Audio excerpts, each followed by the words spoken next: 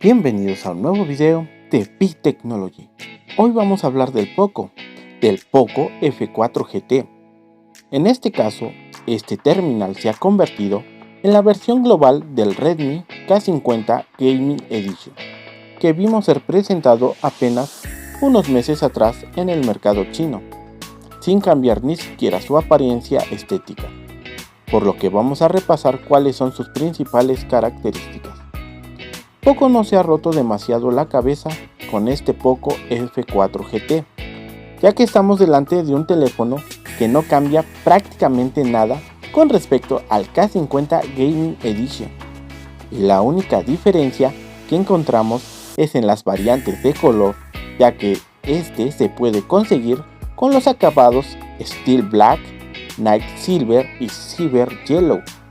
Más allá de ello, seguimos manteniendo el resto del aspecto físico, en el que destaca una parte trasera muy llamativa, donde se encuentran algunas luces LED que estéticamente aportan un toque gaming fantástico, sensor de huella en el botón lateral, 4 altavoces estéreo colocados en la parte superior e inferior del equipo, e incluso 2 gatillos retráctiles con los que podremos jugar con mucha más comodidad. Echamos un vistazo a sus especificaciones. Vemos cómo Xiaomi ha optado por montar un panel de muchísima calidad en este dispositivo, ya que encontramos una pantalla AMOLED de 6.67 pulgadas, tasa de refresco de hasta 120 Hz, con muestreo táctil de 480 Hz, recubierta con Corning Gorilla Glass Victus, y un pack de tecnologías asociadas muy destacables como HDR10 o DisplayMate A+. Como puedes ver, estamos delante de una pantalla de alto nivel, donde quizás el punto flojo lo encontramos en su brillo de tan solo 800 nits.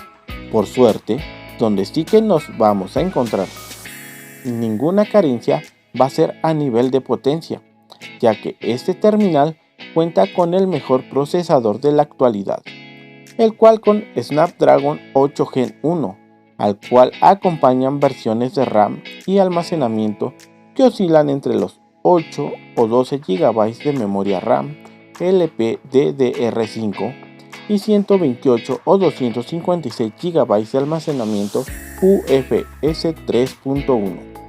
Todo este pack se complementaría con una conectividad de alto nivel con tecnologías como 5G, Wi-Fi 6 Plus o Bluetooth 5.2, entre otras.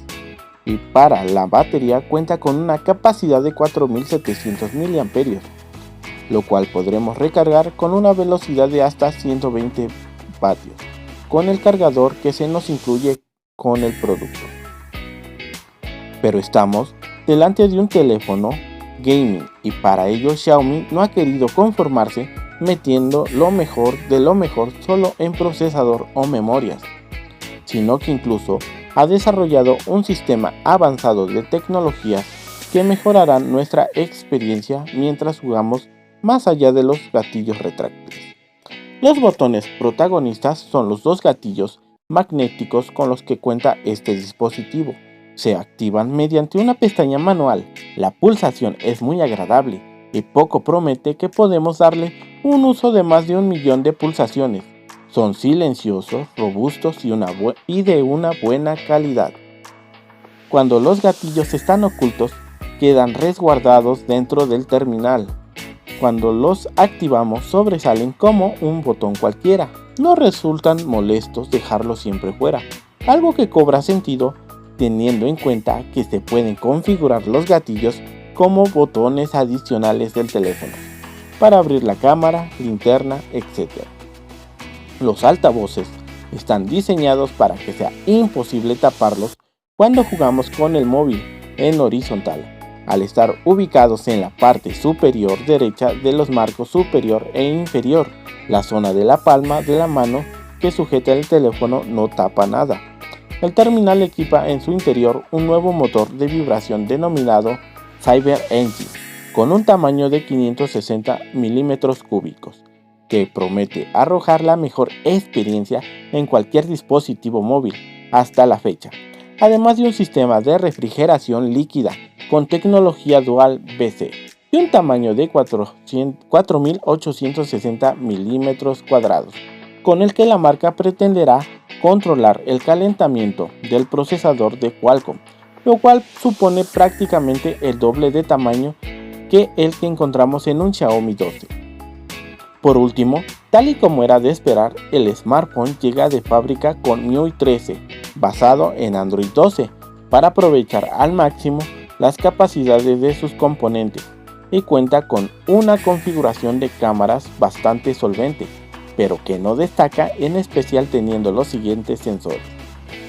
Sensor principal Sony IMX686 de 64 megapíxeles, con un tamaño de 1 a 1,73 pulgadas y una apertura focal de 1.9, un lente ultra gran angular de 8 megapíxeles y un sensor macro de 2 megapíxeles con apertura 2.4.